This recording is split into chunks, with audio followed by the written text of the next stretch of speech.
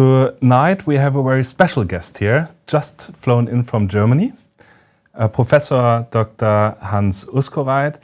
You have so many positions and you are engaged in so many institutes, etc., so I cannot mention all. I also checked your Wikipedia entry and you really have quite an interesting history. But today or tonight we don't want to speak too much about history, but rather about the future. So maybe Hans, you can introduce yourself a little bit of the new startup you established, which is of course focusing on AI because that's the topic tonight, but also your scientific activities you are holding currently. Yeah, I'll be happy to do this. I've been working in AI for about 35 years. Started in the United States, worked there for about 10 years, then for a long time in Germany, mainly at the German Research Center for Artificial Intelligence, where I was heading the Saarbrücken site, later the Berlin site, and also worked very much on language and knowledge technology, something that in AI is very hot these days. And then I also worked for 3 years in China, in Beijing, where I started a company that in the meantime I sold, and also worked as the chief AI advisor for Lenovo. Yeah. And now, with this new revolutionary movement in our field in AI, the large language models, or foundation models as they are sometimes called, we started a new company together with a very strong team. Actually, a team in Berlin, Germany, and in Shanghai, China.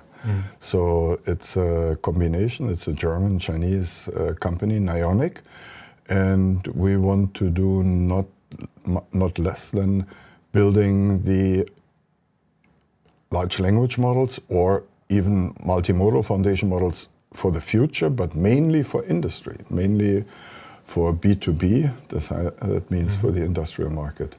So that makes us different from many other companies. Yeah, and that makes it quite interesting because if you open the nyonic website, you see that your focus is clearly on enterprise artificial intelligence. Yeah. But before we dig into this topic, because our audience are mainly corporates, maybe you can explain us, or me as a non-technical guy, what is artificial intelligence? Yeah, it's a very broad term and people don't use it uniformly. But in general, whenever some technology shows some performance and behavior, masters some tasks that humans can only do thanks to their cognitive system, to their intelligence, then we call it artificial intelligence.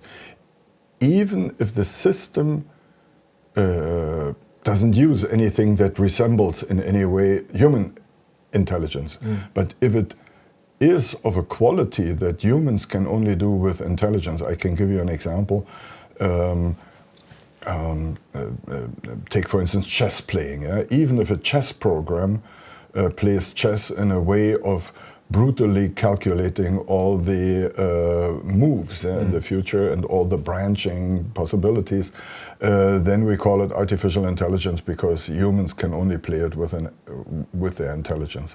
So that's very interesting. So, and up to very recently, indeed, the systems were so different from human intelligence that that many of our colleagues from philosophy, for instance, and from psychology said, yeah, you call it artificial intelligence, but has nothing to do with real intelligence and with humans. They only seem smart, yeah, they behave smart, but they are not. Now, with a new type of systems, this has changed a little bit. Now it becomes debatable. Yeah. ChatGPT, of course, at the latest, when they become more famous, everyone was speaking about that. And there were a lot of rumors or ideas that artificial intelligence could change our world. Are we talking here with this trend of a disruptive technology as we experienced it 2000 in those years with the internet, or is it still unknown what artificial intelligence can do for us in the future? No, I'm sure, and most people in industry who are observing the field and who have thought about it agree it will be disruptive. It will revolutionize huge parts of the economy and society. And even AI before was already in a way disruptive, because individual, we call it the narrow AI, the individual AI systems already outperformed humans in certain ways. In, let's say, translation, automatic translation, or analytics, finding certain anomalies in many things that are used in industry, in shortening of texts in intelligent search, in playing Go in many respects. But they were all narrow AI systems, and they didn't perform on a shared knowledge. Each system could only do one thing. The translation system could not play chess. The chess system could not summarize. The analytics system could not translate, and so on. And this has changed now, and that's why this will be truly disruptive. For the very first time, we have AI systems that can perform things for which they were never trained. So they are only trained on books. They are reading about lots of things. They are acquiring knowledge.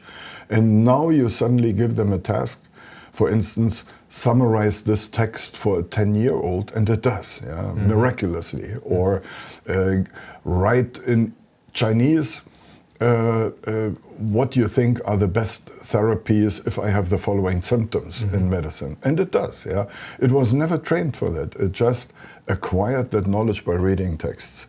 And it seems to understand. So there are two levels of understanding. One is you understand something, and then you have a model of what I was telling you. So if I describe you my room in the hotel, you have a picture of this room in your mind. But there's another level of understanding. I tell you about my room and ask you to do things like, for instance, tell me how it is different from other rooms, or whether you think the price is high enough. And then artificial intelligence could do it. It doesn't have a picture of the room, it doesn't have the imagination, but it has read so much about rooms in the text, it could perform all tasks. It could perform all tasks even without having this imagination and the image of the room in the head, in the brain, or in the neural system.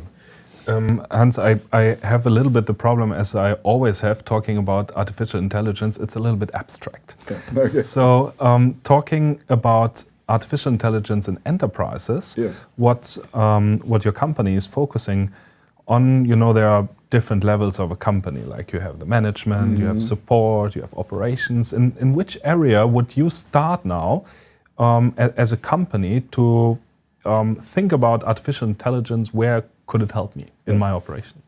So until the foundation models, the large language models, have reached a certain point of maturity, which, by the way, is not the highest it will reach, it will still develop more. Until that moment, we could tell industry, and actually we did with previous companies and with our research institute, we could give enterprises different types of artificial intelligence for different tasks, because I said it's narrow. So I give you some examples. A company could use neural networks and train them on their transactions or on their sales data, on their supply chain data, and it would make intelligent forecasts. So companies would be able to predict this September how many pieces, how many spare parts of a certain machine I need. Or artificial intelligence could listen to machines and watch machines and predict when the machine would break down, so that just in time things would be replaced, critical parts. That's called predictive maintenance. Artificial intelligence could evaluate camera pictures of car bodies, of cars, and detect, sometimes even better than human beings, quality problems that maybe later would be spotted, in the coating, in the painting, and so on. So many things artificial intelligence could do. What will be different now in the future is if right now models like ChatGPT are very smart, but they are smart as an undergraduate, for instance, as an undergraduate engineering student. It already passes those tests. People gave it those tests, it can pass them. But not quite good enough to help in decision making in companies. So there are two ways of improving that.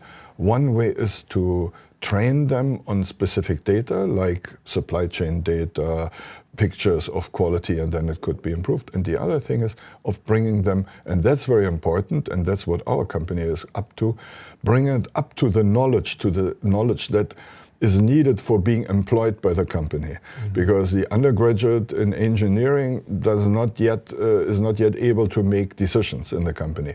But if I further educate a system, so if I train it further with respect to automotive industry, or to financial industry, or to medical industries, then the system can, on top of what ChatGPT already can do, it can learn about the specific problems of the company. And if then you put in the data of the company, the transaction data, the production data, the workflow data, everything, the data on their employees and their skills in, then this system can, just like ChatGPT has it now, have such a broad knowledge about the vertical field, let's say automotive, and also the production of that company, that now I can really use it in production planning, or in product planning, or in product design, and it knows the history, earlier decisions, it knows from learning what all the competitors do,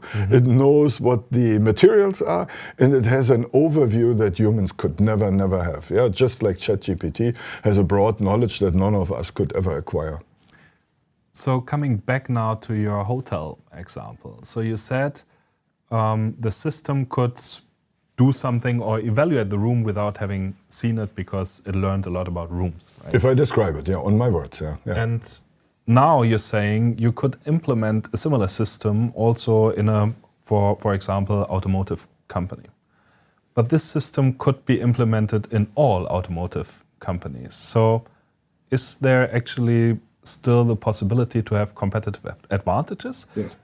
Yes, but you're right. You're absolutely right. So just like with other systems, there are vertical solutions in ERP, for instance. So yes, there is maybe a whole industry using SAP systems for process production, process technologies.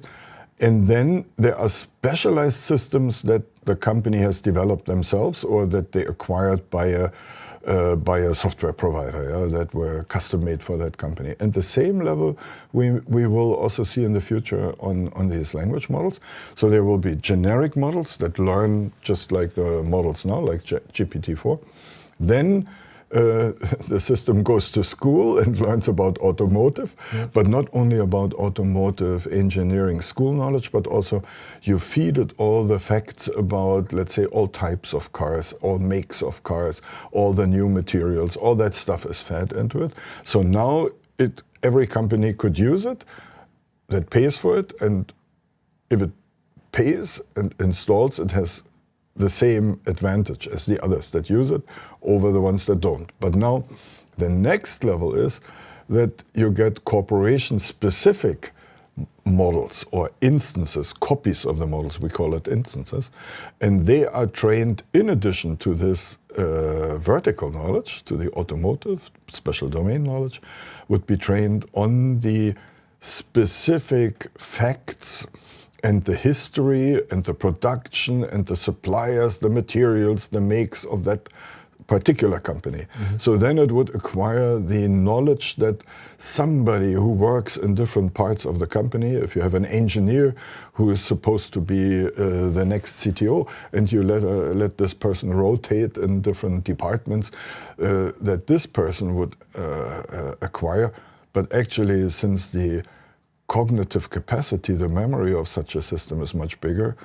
It could acquire much more than that. Yeah. It could really bypass the human. It doesn't mean that it will replace this person, because there are unforeseen new decision situations that cannot be learned from the past.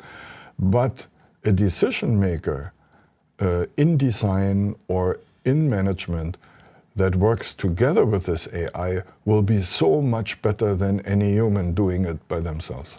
Okay, but in the future, do you need a CTO then for the actual industry you are in, or do you rather need a CTO to implement AI-based systems? Yeah, it's interesting. You will still need the CTO, because I said what I said is true for all C-level or all higher management positions. Even if we have a AI system that's as smart, and if we have an AI system that's trained on all previous decision makings, yeah, of the CTO or of the model designer or of the person who does the production planning, then every new situation can be different also by very new daily facts.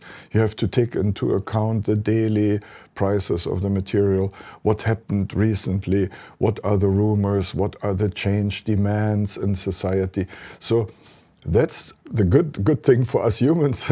So we are flexible enough, yeah, and we learn everything. The system would have to be retrained on the very latest things, yeah, but we cannot retrain it. I mean, that is a question for the future.